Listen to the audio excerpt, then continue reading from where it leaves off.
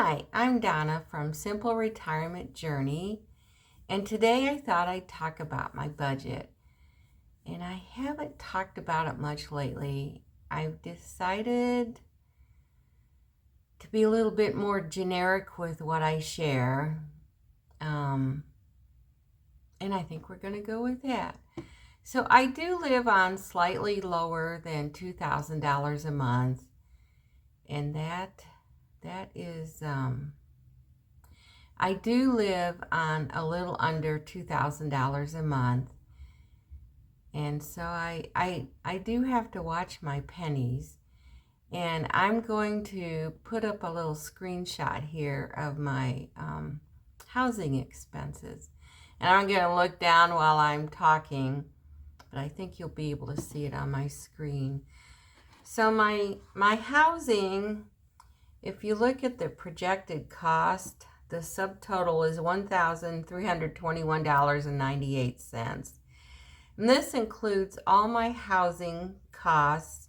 I have my mortgage, phone, cell phone, electricity, gas, aqua. Aqua is our water system.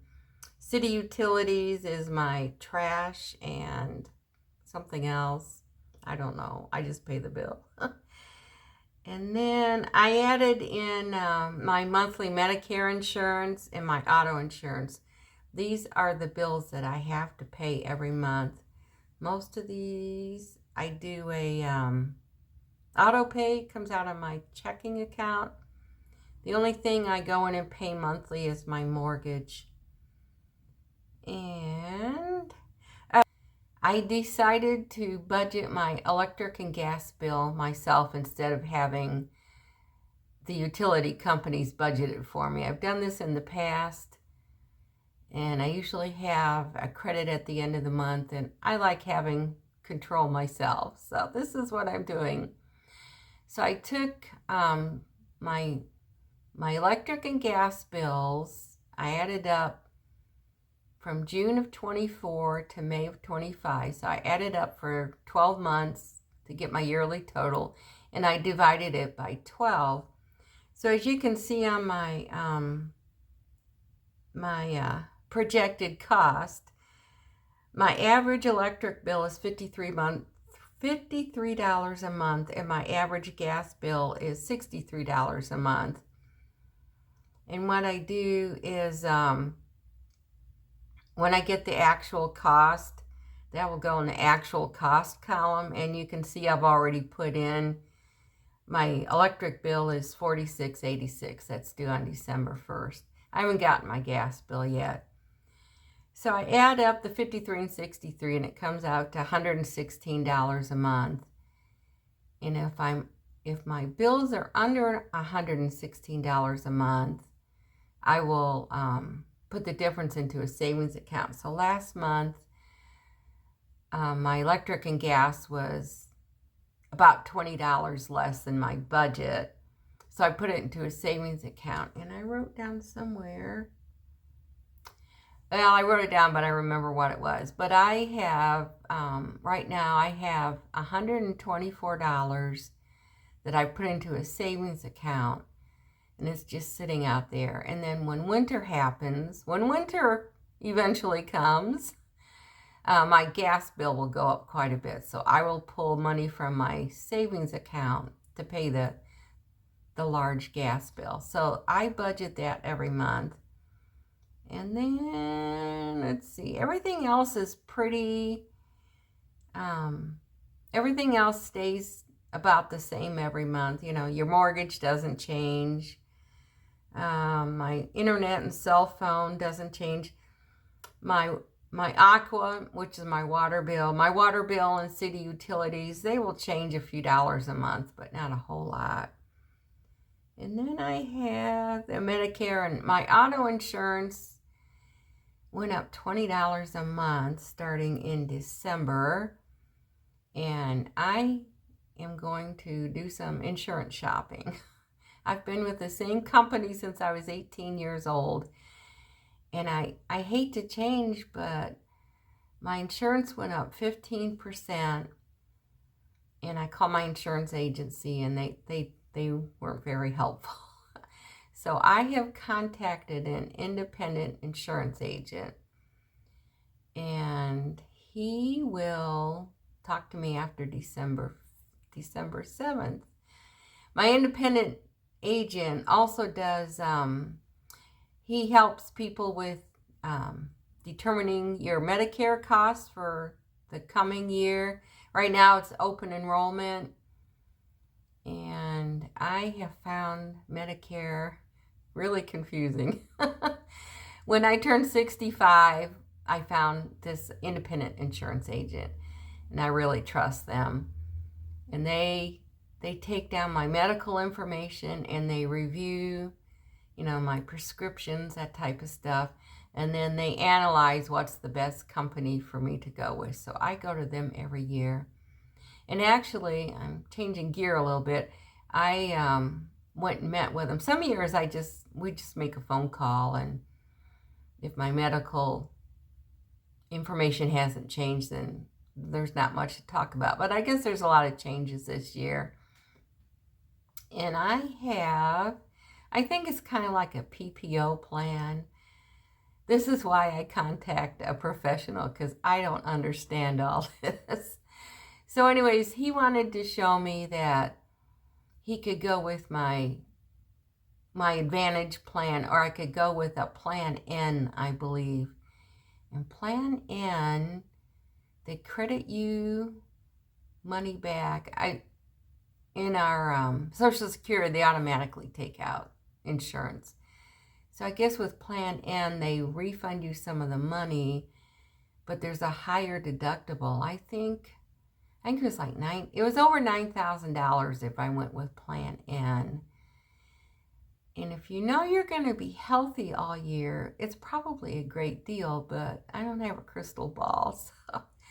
So I decided to stay with the Advantage plan that I have. And I hope all of you that are on Social Security are using some kind of an insurance broker to help you out. I did go online, and I wrote it down somewhere, and I don't know what I did with it. I think if you go to Medicare.gov, they give you a pretty good overview. And I tried, I looked on AARP, and they had some information, but they wanted you to buy their products. So I don't know. I guess if you're already in AARP, maybe that's a good place to look for health insurance. But if you're not with AARP, then I think Medicare.gov is probably your best bet. I am a pen and paper girl. I do have a spreadsheet, and the little picture on the screen, this is my spreadsheet. And I do, the beginning of every month, I go in and I take a look at my fixed expenses, and I see if I need to make changes. My auto insurance, for example, went up $20 in December, so I put that in. And then so I do go in. So every month I have a spreadsheet that I created many years ago, and I go in every month and I update any fixed expenses that are going to change. So for December 1st, I knew my auto insurance was going up $20, so I changed that. And I'm only showing you my fixed expenses, all my utilities, housing costs. So my variable expenses are things like birthdays and Christmas. In the summertime, I like to garden, so I spend, several $100s on gardening. And if you go on vacation, you may want to throw a number in there for how much you're going to spend on a vacation. So those change every month. So at the beginning of the month, I take a look at my fixed expenses and see if there's any changes there, and I make my changes. And then I kind of analyze things that'll be coming up in the current month or in a few months ahead. So I kind of plan ahead for that. So like it's the middle of November, so I'm going to be spending money between now and Christmas, paying cash, no credit cards, not allowed. And then I know in January I have my homeowners association. And last year that was $150. So I know in January that's coming up. Starting in December, I'm starting to write down all my fixed expenses as they come. And you can just get out a piece of paper, a notebook paper, and just write down the date, who you're writing the check out, or who you're paying, or who you're writing out the check to. I do write 1 or 2 checks a year. The category and how much you're spending. So just to kind of keep track. So what I do is I start with my checkbook balance on the beginning of the month. And then if I have any deposits, I add that in. Any negatives, I subtract that out. If you're new to budgeting, I created a little cheat sheet that you could get a piece of paper and start writing down all your transactions. And sometimes we think, well, sometimes we wonder, well, I had so much money at the beginning of the month, and where did it all go? So I think it's a good idea if you're running out of money at the end of the month to start writing down everything you spent money on in the current month. And this little spreadsheet I created, it's just a sample, but I have at the top, record all transactions from your checking account, cash, or credit cards. And then each one would have its own little piece of paper. I have a checking account, and I take out cash for groceries every month. Groceries and a few other little things. So I just showed you a few transactions I did earlier in the month. In the beginning balance for the checking account, I just plugged in a number. That's not my true checking account. And my cash, that is the true number. On November 1st, I had $33 of cash. And so this is how I spent my money the first week in November. And I just wanted to show you that as an example. So money is tight at my house. And having the budget that I showed you for the fixed expenses, it gives me a sigh of relief because I know I have enough money to cover all the main things. And then, so I've got my all my housing, and then my food, and then the rest of it is variable. Like I usually spend about $30 a month on gas, and we all have a little bit of fun money. I eat out a little bit, not very often.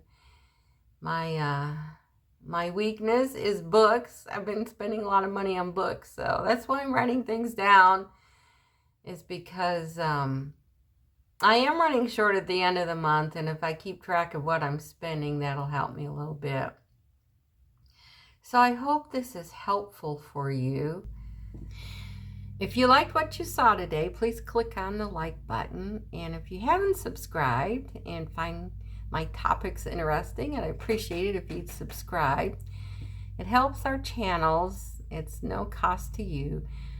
But when you click on the like button or subscribe, the YouTube, whatever powers may be, they say, oh, this is a good channel, and they will push it out to other viewers. And so it's kind of a win-win for me, and it doesn't cost you a thing.